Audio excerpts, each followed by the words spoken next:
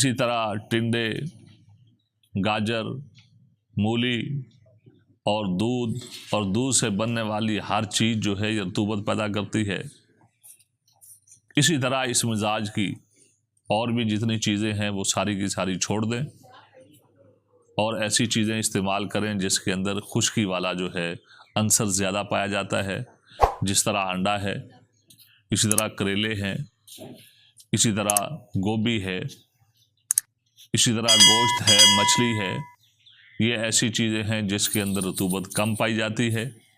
और अद्वियात में हमारा एक सफ़ूफ़े मोटापा है, इसी तरह हुब्बे साबर है, इसी तरह जो है एक हम अरक भी देते हैं मोटापे के लिए, वो हम जो है इस वीडियो के साथ लगा देंगे, वहाँ से आप देख सकते हैं।